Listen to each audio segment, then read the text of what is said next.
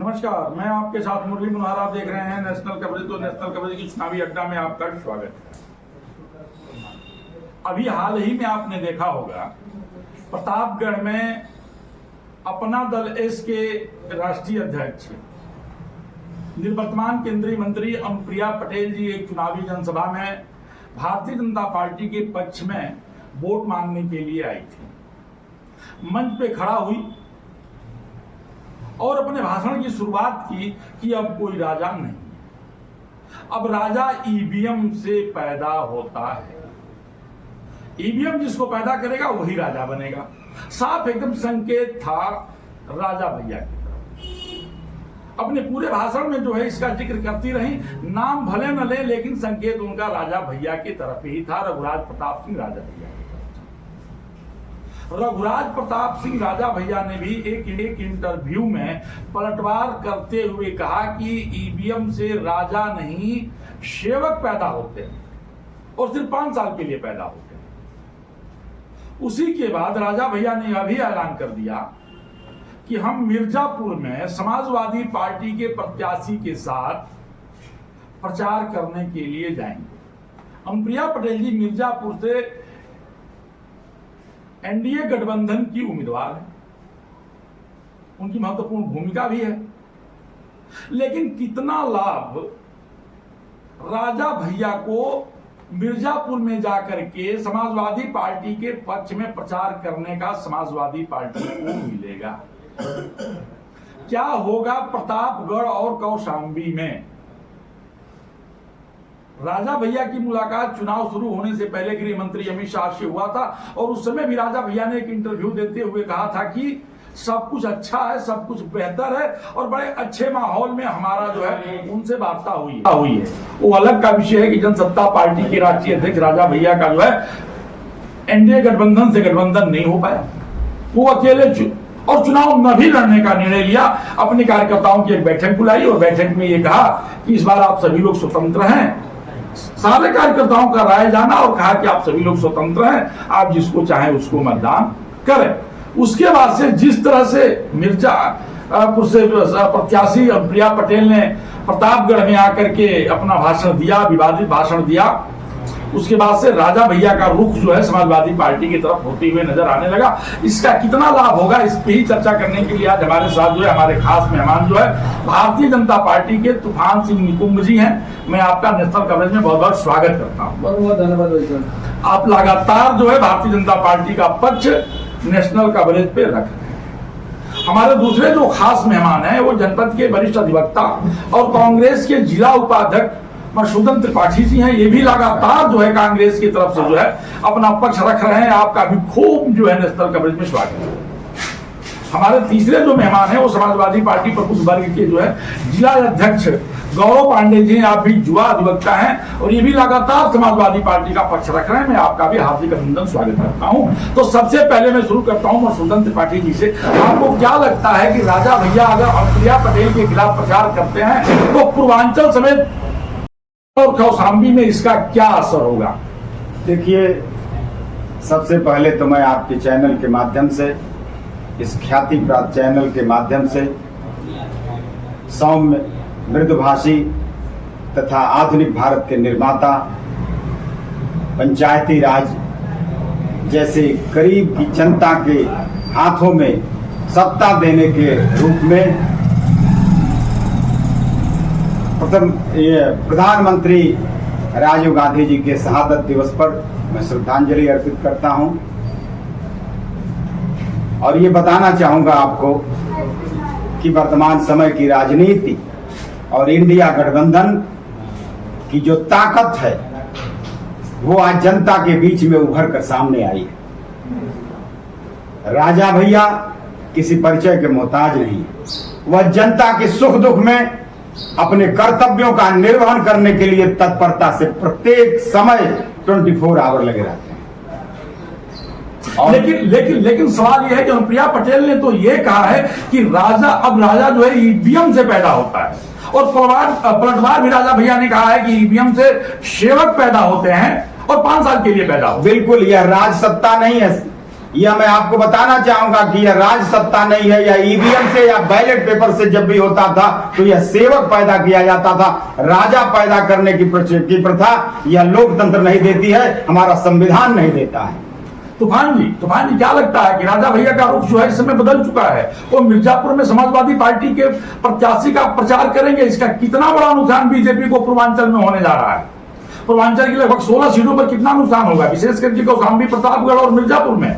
नमस्कार भाई साहब और आपके सभी दर्शकों को जय श्री राम। जहाँ तक बात है राजा भैया की और अनुप्रिया पटेल की, अनुप्रिया पटेल ने क्या कहा, राजा भैया ने क्या उनका पलटवार दिया, आपने बताया उसको। जाहिर सी बात है हमारा फेस नरेंद्र मोदी जी है, एनडीए गठबंधन के, और योगी जी। आपके कहने का जो मोटा मोटा ये है कि राजा भैया यदि घूमेंगे तो छत्री मतदाताओं में बिखराव पैदा होगा। तो आज एक विवाद आपने और पैदा कर दिया। राजा भैया सिर्फ क्षत्रिय समाज के नेता नहीं हैं, वो सर्वमान्य नेता हैं, जिसे मुझे लगता है राजा भैया छोटा चेहरा नहीं है, छोटा नाम नहीं है, वो एक जाति के नेता नहीं हो सकते। वो हर जाति के राजा हैं और हर जाति के लोग मतदान करते हैं। वो हर जाति के नेता प्रतापगढ़ में है, इसमें कोई दो राय नहीं है। अगर वो नहीं रहते तो निर्दल चुनाव लगातार वो नहीं जीतते। जो एक माहौल क्रिएट किया जा रहा है, मैं उसके सापेक्ष आपको कह रहा था कि राजा भैया मिर्जापुर में जाएंगे, राजा भैया अगर अन्य पूर्वांचल की सीटों पर जाते हैं तो लोगों में जो परसेप्शन बनाने का विपक्ष काम कर रहा है कि राजपूत मतदाता में बिखराव होगा। मैं ये बताना चाहता हूं, आज के परिवेश में राजपूत मतदाता केवल उत्तर प्रदेश में एक चेहरा जानता है और वो है परम पूज्य गोरक्ष पीठाधीश्वर जी को। सवाल यह पैदा होता है, मैं थोड़ा सा आपको 1 मिनट का समय और दे रहा हूं, गौरव जी इंतजार कर रहे हैं, मुझे गौरव जी के पास भी लौटना है, लेकिन मैं 1 मिनट का टाइम हम आपको और दे रहा हूं, इसलिए दे रहा हूं कि कौशाम्बी, प्रतापगढ़, मिर्जापुर और पूर्वांचल के तमाम जनपदों में राजा भैया भी एक चेहरा है, जोगी जी चेहरा है, परम पूज्य जोगी जी चेहरा है, लेकिन राजा भैया को आप नकार देंगे क्या? राजा भैया कोई छोटे चेहरा है क्या कि राजा भैया को आप नकार देंगे? मैंने कभी यह नहीं कहा कि मैं नकार रहा हूं। मैंने आपसे पहले भी कहा अपनी बातों में कि प्रतापगढ़ में राजा भैया सबके नेता हैं, वो सर्वजातीय नेता है, किसी एक जात वर्ग विशेष के वो नेता नहीं। अगर एक जात वर्ग विशेष के नेता रहते तो निर्दल चुनाव लड़ना और लगातार जीतना यह संभव नहीं होता है। आप निर्दल चुनाव लड़के तभी जीत पाते हैं जब सारे वर्ग और जाति के लोग आपके साथ जुड़े रहते हैं, वो भी 40,000, 50,000 और 60,000 की लंबी मार्जिन। गौरव, आपको क्या लगता है कि राजा भैया के प्रचार करने से बीजेपी की फजीहत हो जाएगी क्या? क्या समाजवादी पार्टी को संजीवनी मिलेगी, विशेष करके मिर्जापुर में, प्रतापगढ़ में और कौशाम्बी में? देखिए, राजा भैया को मानने वाले केवल प्रतापगढ़ या कौशाम्बी या मिर्जापुर में नहीं है, पूरे पूर्वांचल में राजा भैया का एक अपनी पहचान है, उनके लोग हैं, उनके लोग मानने वाले हैं। और राजा भैया का अपना दल है, जनसत्ता दल लगभग, और मुझको लगता है पूरे पूर्वांचल में उनकी कमेटियां हैं। जहां हम बैठे हैं मऊ के अंदर, वहाँ है, अगल बगल सभी जिलों में है। तो ये कह देना कि राजा भैया का प्रभाव पूरे प्रतापगढ़ में है, कौशाम्बी में, ऐसा नहीं है। राजा भैया का प्रभाव पूरे पूर्वांचल में और लगभग उत्तर प्रदेश की सभी जनपदों में उनके अपने लोग हैं। ये पहली बात रही।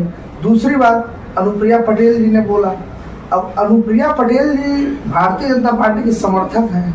अब अनुप्रिया पटेल जी ने ऐसा बोला कि भाजपा के लोगों ने बुलवाया, ये तो वही उनका जवाब देंगे, मगर राजा भैया के लिए ऐसा बोलना ये ठीक नहीं है। और कहीं नहीं, राजा भैया को उनके प्रतापगढ़ में ही जाकर और जनसभाओं में ये कहना निश्चित तौर पे राजा भैया के जो ऐलान हुआ है, और राजा भैया जब पूर्वांचल में आएंगे, यानी इसे चुनौती के रूप में भी देख सकते हैं, राजा भैया के लिए एक चुनौती भी हो सकती है, चुनौती के रूप में भी अनुप्रिया पटेल ने इसको कहा होगा। तो राजा भैया एक बड़ा नाम है। मैं फिर आपको कहना चाहूंगा, राजा भैया एक बड़े नाम है।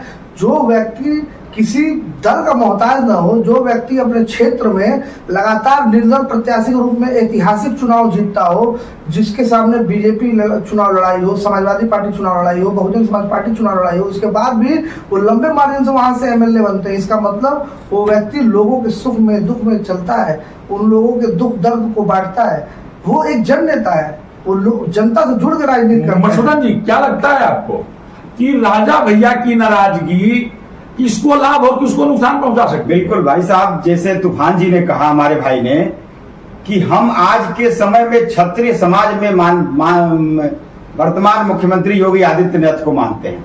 यह तो सनातन धर्म का अपमान होगा। उनको एक सनातनी मान करके और एक धर्म के नाम से जोड़ करके उनको मुख्यमंत्री बनाया गया, न कि एक क्षत्रिय मानकर बनाया गया था। और राजा भैया अपने आप में क्षत्रिय समाज के एक इकलौते चेहरे हैं और उनका हर जिले में, हर गांव में, हर समाज में उनका व्यक्तित्व का जो है दर्पण सामने होता है। वह अपने समाज में अपना एक स्थान बनाए हुए हैं और उनको नकारा नहीं जा सकता। उनके लिए सर ऊंचा उठा करके और इंडिया गठबंधन के साथ लाभ किसको मिलेगा? राजा भैया के खिलाफ बोलने का लाभ किसको मिलेगा और नुकसान किसको होगा? मैं ये स्पष्ट जानना चाहता हूं। अगर राजा भैया आज इंडिया गठबंधन और अखिलेश यादव जी के साथ समर्थन कर रहे हैं तो यह इसका लाभ इंडिया गठबंधन को होगा, न कि भारतीय जनता पार्टी को होगा। और अनुप्रिया पटेल जी के बारे में मैं बताना चाहूंगा कि उनसे जो भारतीय जनता पार्टी जो बोलवाती है वही वो बोलती हैं। आज वो कह रही है कि राजा पैदा हो रहा है। राजा नहीं, यह बाबा साहब भीमराव अम्बेडकर ने कहा था कि अब राजा माँ के पेट से नहीं पैदा होगा, बैलेट और बूथ से पैदा होगा। आज वही ईवीएम से पैदा हो रहा है। राजा बनाने की परंपरा अब हमारे देश में नहीं रही जब से संविधान की हम पूजा करने लगे। तूफान जी, बड़ा नुकसान हो सकता है। गौरव जी का भी कहना है और मधुसूदन जी का भी कहना है कि बड़ा नुकसान हो सकता है। और क्षत्रियों का सर्वमान्य नेता जो है राजा भैया है, आपको क्या लगता है घोषी में इसका कितना असर पड़ेगा? हम घोषी लौट करके आते हैं, राजा भैया का प्रभाव घोषी में कितना पड़ेगा? हमारे कांग्रेस के मित्र ने कहा कि राजा भैया का असर पड़ेगा और अनुप्रिया पटेल ने जो शब्द कहा है वो बहुत नागवार है। तो राजा भैया को समाजवादी पार्टी का प्रचार करने से पहले 2022 की कुंडी भी याद करनी पड़ेगी। जिस समय अखिलेश यादव ने उस कुंडा में खड़ा होकर कहा था कि इस कुंडा के गुंडे को कुंडी में बंद कर देंगे, क्या उस समय अपमान नहीं था राजा भैया का? अपमान था। मैं आपको एक बार फिर रोकूंगा। जिस समय अखिलेश यादव ने कहा कि हम कुंडा में राजा भैया का कुंडी बंद कर दूंगा, आपको याद होगा अखिलेश यादव को बड़ा नुकसान हुआ था। क्षत्रिय समाज के लोग जो मन बनाए थे कि हम समाजवादी पार्टी के साथ जा सकते हैं, नहीं गए और वह जो है उनको इसका खामियाजा मिल चुका था। अखिलेश जी उस खामियाजा को भुगत चुके थे। ऐसा नहीं है कि राजा भैया का अपमान किए और खामियाजा नहीं भुगते। हम 2022 की बात नहीं, हम 2024 की बात कर रहे हैं कि राजा भैया की नाराजगी किस पर पड़ेगी भारी? वही मैं आपको भाजपा पर भारी पड़ेगी, समाजवादी वही मैं आपको बता रहा हूं भाई साहब कि जिस समाज के बदौलत वो प्रतापगढ़ से बाहर की राजनीति करते हैं, वह समाज कभी एक्सेप्ट नहीं करेगा कि कुंडा में कुंडी लगाने वाले के समर्थन में राजा भैया पूर्वांचल की किसी सीट में प्रचार करें। गौरव जी, आपको क्या लगता है किसका नुकसान हो सकता है और कितना असर इसका घोषी में पड़ने जा रहा है? राजा भैया अगर वाकई में मिर्जापुर में समाजवादी पार्टी की प्रत्याशी के साथ प्रचार किए तो उसका असर कितना घोषी में पड़ेगा? गौरव जी, घोषी में तो असर पड़ेगा ही, पूरे पूर्वांचल में पड़ेगा, क्योंकि भारतीय जनता पार्टी का काम ही है सभी जाति धर्म के नेताओं को जो इनका समर्थन नहीं करेगा, इनके बारे में बात नहीं करेगा, उसको अपमानित कराना। कभी भाजपा के बड़े नेता, कभी उनके सहयोगी दल के नेता। और यही घोषी में तो इतना असर पड़ेगा कि घोषी में जो सबसे बड़े नेता सुधाकर सिंह जी को चुनाव में कितने मार्जिन से चुनाव जीता है। और यहाँ इंडिया गठबंधन से जो प्रत्याशी हैं वो भी राजा भैया की तरह लगातार 10 साल से जनता के सुख में दुख में चलने का काम किए। यहाँ तो ऐतिहासिक वोटों से भाजपा हारने जा रही है। भाजपा तो यहाँ जान चुकी थी अपने सर्वे में कि हम हार रहे हैं। लोग जीतते हैं ऐतिहासिक वोटों से, आप कह रहे हैं कि भाजपा ऐतिहासिक वोटों से हारेगी। भाजपा यहाँ ऐतिहासिक वोटों से हारेगी और यहाँ की जनता भारतीय जनता पार्टी को ऐसा हराएगी कि पूरे देश में संदेश देने का काम करेगी। आपको क्या लगता है तूफान जी, 2024 में घोषी लोकसभा में भाजपा हार जाएगी? हमारे समाजवादी पार्टी के मित्र ने कहा कि भारतीय जनता पार्टी यहाँ अब तक के सबसे ऐतिहासिक मतों के अंतर से चुनाव हारने जा रही है। मैं इनको बताना चाहता हूं कि समाजवादी और बहुजन समाज पार्टी के गठबंधन से बड़ा अब तक हिंदुस्तान में कोई इससे बड़ा दलीय गठबंधन नहीं हुआ, क्योंकि मायावती के बाद इस पूरे धरती पर हिंदुस्तान की कोई ऐसा राजनेता नहीं है जो अपने वोटों को 100% शिफ्ट कराने की क्षमता रखता हो। उस गठबंधन में मात्र 1 लाख वोट के नियर अबाउट 1,22,000 के अंतराल से भारतीय जनता पार्टी ने चुनाव हारा और 2014 के मुकाबले 1 लाख अधिक वोट 2019 में भारतीय जनता पार्टी ने पाया। मैं अपने मित्र से बस 30 सेकंड लूंगा, मैं बस इतना पूछना चाहता हूं कि बहुत समाजवादी पार्टी के पास कौन सा आपके पास ऐसा बेस वोट आ गया है जो आप ऐतिहासिक मतों के अंतर से चुनाव जीतने जा रहे हैं? गौरव जी बड़ा प्रश्न खड़ा है। आपके पास यादव मुसलमान आप 30 सेकंड में यादव और मुसलमान के बाद कोई कौन सा ऐसा वोट है जो बल्क में आपके पास आया है कि अभी तक ऐतिहासिक जीत करने वाले हैं? 2014 में 1.5 लाख पाए थे आप। 30 सेकंड में गौरव जी अपनी बात पूरा कर लेंगे। 30 भारतीय जनता पार्टी के लोग हर चुनाव को केवल जाति धर्म के आंकड़े पर नापते हैं। अब यहाँ का चुनाव जनता लड़ रही है। एक तरफ 10 साल से जनता के सुख दुख में, चाहे कोरोना काल रहा हो, चाहे कोई आपत रहा हो, विपत रहा हो, आज राजीव राय ने रहा है। अरविंद राजभर कोरोना में कहाँ थे? उनके पिताजी कोरोना में कहाँ थे? जब ऑक्सीजन, जनता को ऑक्सीजन की जरूरत थी, जनता को खाने की जरूरत थी, पानी की जरूरत थी, अरविंद राजभर कहाँ थे? जब उनका टिकट फाइनल होता है तो ये दोनों लोग कैबिनेट मंत्री और अरविंद राजभर घोषी में आते हैं। 10 सालों में एक काम अरविंद राजभर बता दें, एक लोग का बता दें, कोरोना में एक लोग का ऑक्सीजन मुहैया कराया है। जो व्यक्ति ने यहाँ के दुख में रहा है, ना यहाँ के सुख में रहा है, वो चुनाव जीते कैसे? और रही बात वोट बैंक की, तो आप जो बात कर रहे हैं कि समाजवादी पार्टी को एक जाति धर्म के वोट बैंक पे आप नाप रहे हैं, मित्र मैं आपसे बताना चाहता हूँ कि जब जनता चुनाव लड़ने लगती है ना तो वोट बैंक मायने नहीं रहता है। मसूदन जी आपको क्या लगता है घोषी में जनता घोषी का चुनाव मुद्दा पे होने जा रहा है, जातिगत होने जा रहा है? घोषी की जनता कभी आज तक जात पर चुनाव नहीं लड़ी जी। ये आपको बताना चाहूंगा कि भारतीय जनता पार्टी का एक भी ऐसा कैडर का कार्यकर्ता नहीं होगा जो अपने किसी साथी का सहयोग किया हो। हमारे ही मऊ शहर में एक आस्था और सम्मान का स्थान है माता शीतला माता मंदिर, उसके पुजारी दीपक बाबा हैं। हम सब उनके वहां उस माता के दरबार में जाके नतमस्तक होते हैं। उनका एक छोटा सा काम, उनकी व्यक्तिगत जमीन पर रास्ता बनाया गया है। आज तक सारे भारतीय जनता पार्टी के नेता वहां नतमस्तक होने जाते हैं, लेकिन उनकी जमीन आज तक खाली नहीं कराई जा सकी। हमारे जो राजीव गांधी जी, राजीव राय जो आज सामने चुनाव लड़ रहे हैं, यह जाति के नाम पर चुनाव नहीं लड़ रहे हैं, यह जनता स्वयं चुनाव लड़ रही है और इनका विकास, इनका काम और इनकी सौम्यता इनको चुनाव जिता रही है। 30 सेकंड में आप अपनी बात 30 सेकंड में ही अपनी बात को पूरी कर दूंगा। हमारे मित्र ने कहा कि चुनाव हमेशा मुद्दे पे होता है, जात पे नहीं होता है।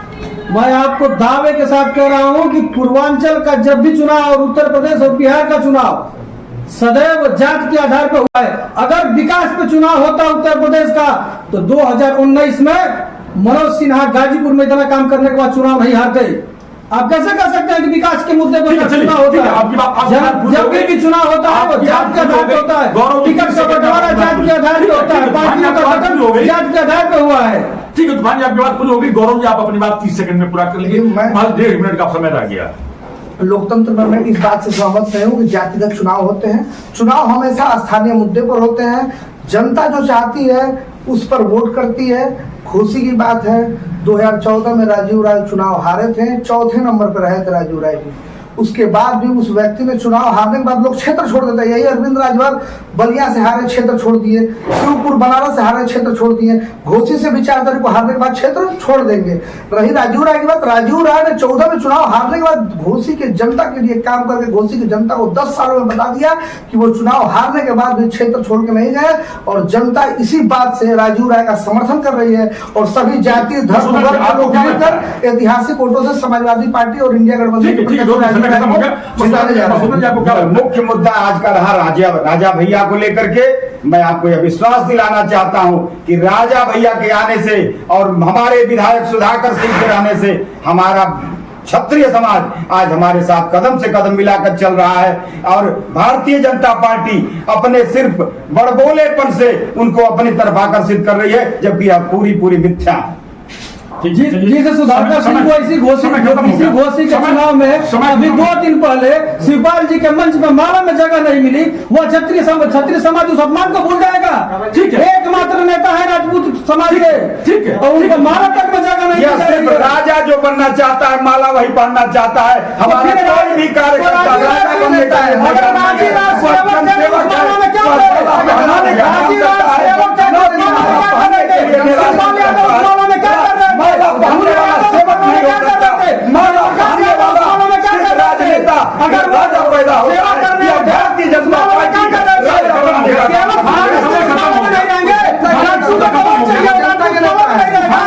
जनता का सेवक है और जनता के बीच रहेंगे। माला पहनने वाले राजनेता नहीं है सुधाकर सिंह जी, और किसी माला के मोहताज नहीं। खत्म हो गया, समय खत्म हो गया, तो कहानी खत्म हो गया।